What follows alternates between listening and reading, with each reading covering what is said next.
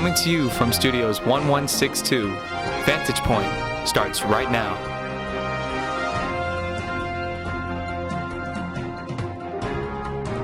Hey Eagle Nation, and welcome to Vantage Point, where we see you. I'm Jada Wynn. And I'm Ayana Bolton. Due to coronavirus, we are filming this season from our homes. Here's the latest news. In an email sent to staff earlier this week, Superintendent Denise Juneau announced she would not be seeking to renew her contract when it expires next year. Resignation comes weeks after Seattle's NAACP called for her termination. Seattle School Board President Chandra Hampson said earlier this week that she didn't think Juneau had enough votes to support the renewal of her contract. In her statement, Juneau said she was proud to be the district's first Native American to lead the office and would be ready and willing to help the next person hired for the job. Seattle Public Schools has had a revolving door of leadership at the top. Juneau makes the district's fourth superintendent in 10 years. We will be bringing you more information as this story unfolds. In some of our earlier broadcasts, an announcement about the UW Math Science Upward Bound program was incorrect. Applications for UW STEM Sub are now available for 10th graders who have an interest in STEM or healthcare. Students can apply online at the link below. The deadline to apply is January 15th, 2021. Did you know that Cleveland's PTSA has raised nearly $100,000 over the last 5 years? That money goes towards supporting dozens of programs like CASH, athletics, and field trips. But COVID has squashed the group's opportunity to raise money for the school. They need your help. Families can join the PTSA for just $15. Membership forms can be found on the PTSA's Facebook page in the school website. The PTSA's first order of business is to host a virtual holiday social for all Cleveland parents on Monday, December 14th at 6:30 p.m. Parents will have a chance to mingle with other families as well as speak with the PTSA board members. A link to the Zoom meeting can be found on the school's website. During a time when students and teachers are expected to be online for nearly 8 hours a day, it's not hard to believe that people are escaping to social media for a break. But what happens when those social media accounts become a distraction? We sat down with a couple of Eagles to discuss how to avoid the pitfalls of social media. You need to be a certain way to be accepted through your community, or you need to act or sound or,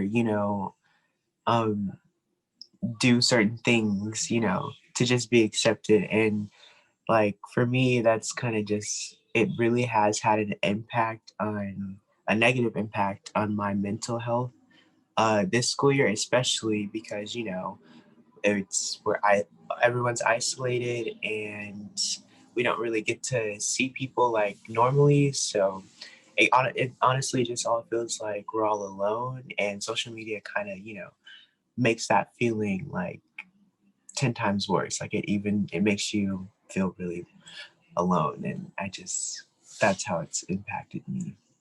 We're all part of technology and schools online, and the pandemic's happening, so you can't really go out as much and things are closed outside. So one way students are experiencing what we call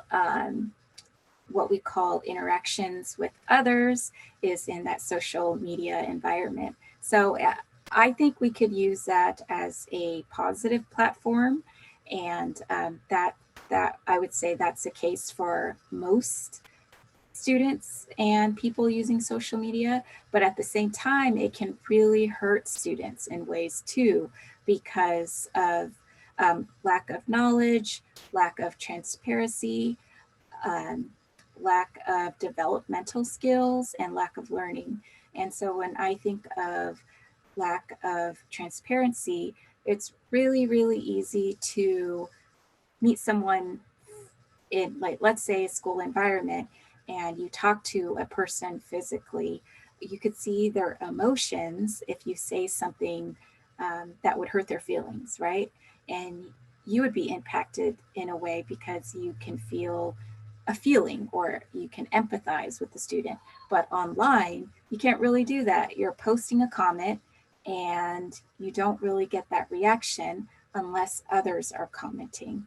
And it can be so viral, meaning that it can spread so quickly within seconds versus meeting with that person in school. So I would say that's a drawback of social media for sure. With a year as crazy as 2020, you'll want to remember it, right? There's no better way to do that than by purchasing a yearbook. The price is just $50, but it'll increase in February. Payment plans are available. Seniors, next week is your last chance to buy a yearbook bundle package. The deadline is December 18th, but space is going quickly. There will be a virtual assembly on Wednesday, December 16th during advisory. This will be the last assembly of 2020, so make sure to tune in. A link for where to watch it will be sent out on Monday. You don't want to miss it. For all of you pizza lovers out there, the PTSA is selling raffle tickets for a $100 gift card to Pagliacci's Pizza. The entry fee is only $5. Information on how to play has been sent out to families, so be sure to check your email. Winners will be announced during the virtual assembly next Wednesday. All proceeds will go to the class of 2021. We are down to just 1 week. There are only 5 days of school left until winter break. I don't know about you, but I'm ready to turn off my computer and enjoy my downtime. There will be a 1-hour early release on December 18th. School will resume Monday, January 4th, 2021.